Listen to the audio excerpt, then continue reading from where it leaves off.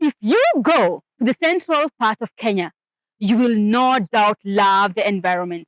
With its cool climate, it's green and fertile, and this makes it perfect for farming. The mountain, the valleys, the hills, the sparkling streams and rivers give it a spectacular beauty. It is here that you will also find Mokoro wa Nyagadanga, the place that is said to be the cradle of Kenya's Kikuyu community.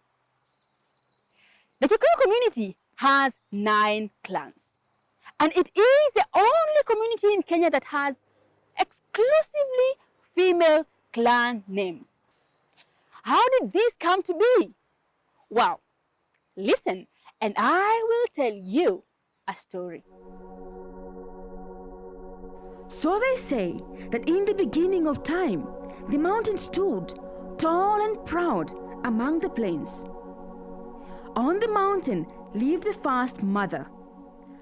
Her name was Mumbi, meaning creator.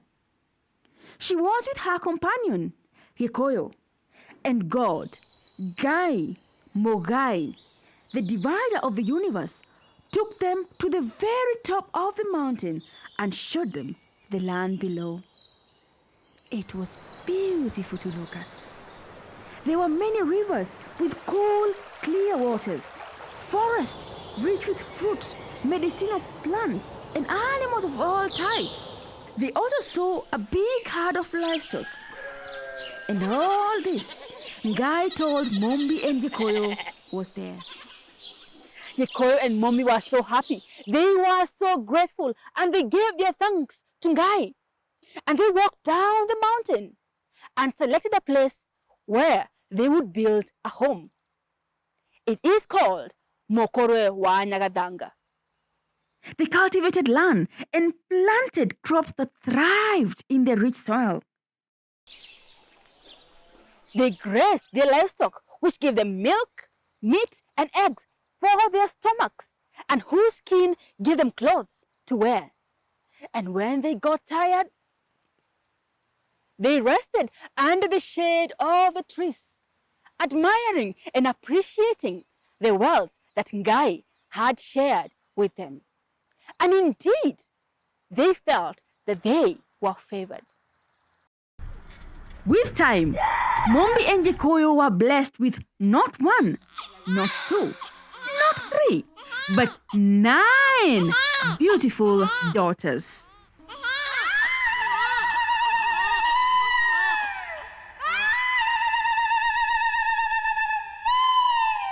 Wanjiro, Wamboi, Washera, Wanjiko, Nyambura, Wairimo, Waithera, Wangari, and Wangoi, the 9 daughters of Gikoyo and Mumbi.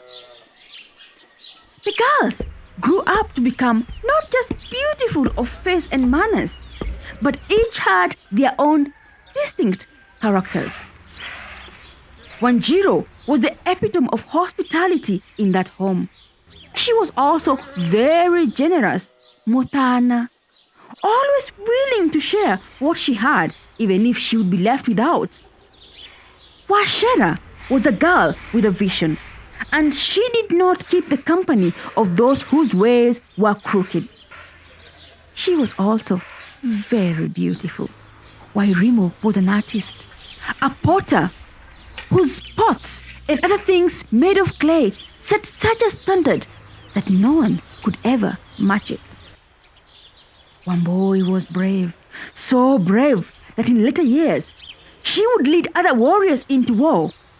And anytime the enemies would see her approaching, riding on the back of Waboi Moredo, the zebra, they would just take off in fear. As for Nyambura, Nyambura was a great businesswoman. She was also said to be a rainmaker who could pray for rain when the earth became too dry. Wanjiko's love for the land ensured that she was the first to reach the farm and the last to leave. And all the plants that were tended by her hands thrived. She also had expert knowledge on medicinal herbs and could always be counted upon to cure all manners of aches and discomforts. Waidera was hard-working and systematic. She had an eye for detail and could always be counted upon to finish whatever she had started. She was also very good in carrying out research and was excellent in communication.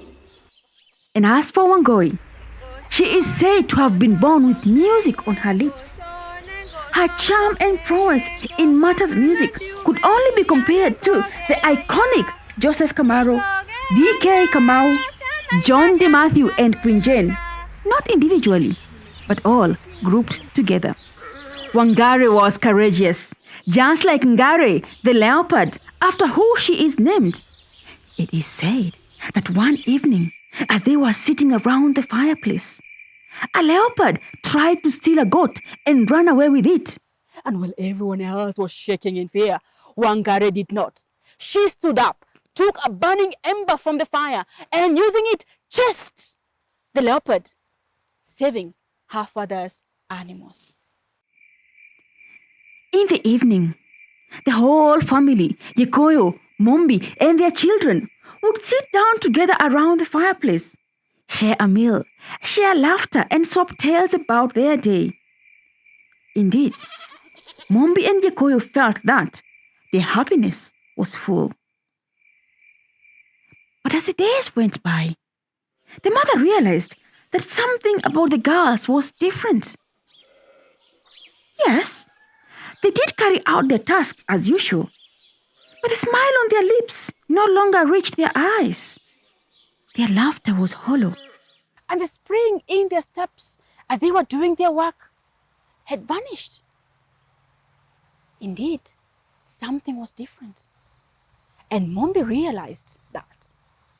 You see, there comes a time when the love of a mother, a father, or a sister is not enough.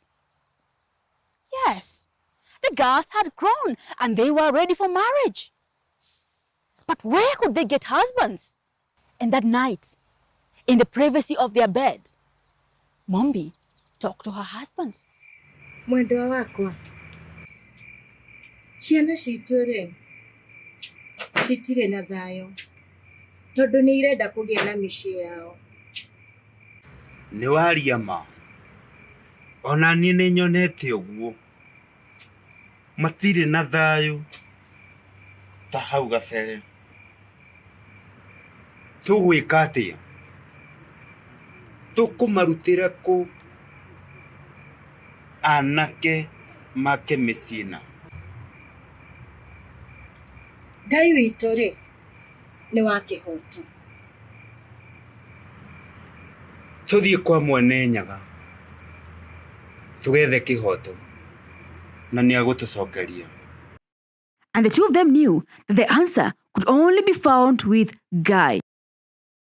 Very early the next morning, Gikuyu and Mumbi took a fat denge, a he-goat, and they set off on a journey, headed to where they had last had a conversation with God. And when they reached the huge Mogumo tree, they slaughtered the goat, made a fire, and offered it as a sacrifice. Then they called out to Ngai in prayer.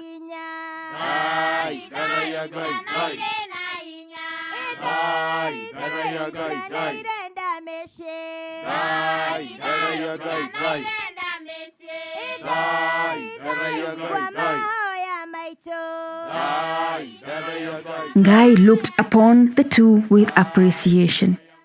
Then he took water, earth, fire, and thunder and mixed them. Using this mixture, he molded 9 handsome young men.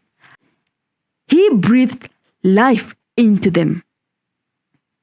He presented the 9 handsome young men to Gikuyu and Mumbi. They were so grateful.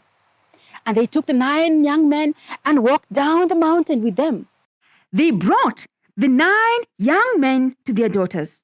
And for the first time in living history, there was a mass wedding as the 9 handsome young men got married to the 9 beautiful girls, each according to their height.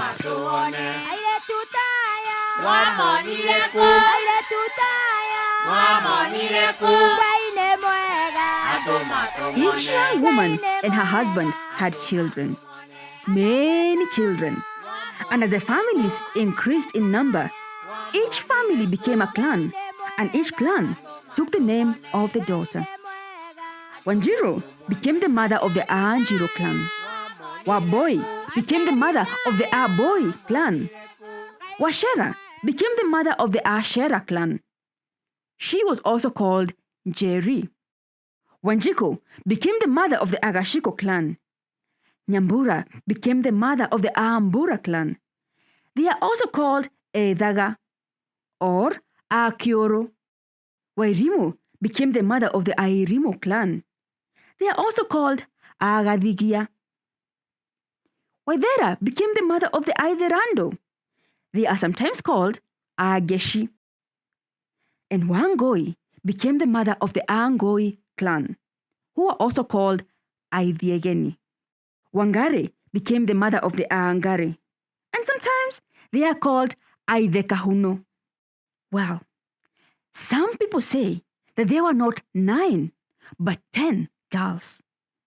They say that the youngest, Wamoyo, was too young to get married, and so remained at her parents' homestead. And you see, traditionally, the Kikuyu community did not count their wealth, including children and animals, to the last figure, for fear that something bad might happen. And so it is that Wamoyo, also called Warigia, which means the last one, has a clan to her name, the Aisha Kamoyo. And this makes the clans not 9, not 10, but Keda Moyoru, 9 to the full. As the number increased, the people spread away from the base of the mountain. Some went to live in present-day Muranga, others went to Nyeri, others traveled to Kiambu, Nyandarua, and Nyahururu. Well, these descendants of Mumbi and Gikuyu have continued to travel far and wide into the world. But all of them, wherever they are, trace their roots back to the mountain of Kirinyaga. So they say, Moshe moradime, Moshe venadayo, negua,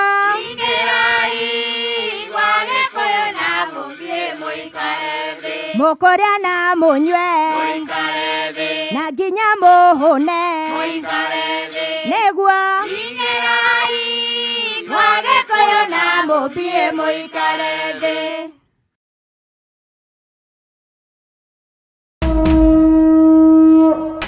Have you heard the sound? It's the sound of our unique and beautiful cultures. We've been keeping them safe, and we are now ready to take them a step further into the future. Where tradition meets modernity, family meets business. Experience the best of both worlds. Your well-being remains our priority. Not everything is back to normal. But one thing remains certain.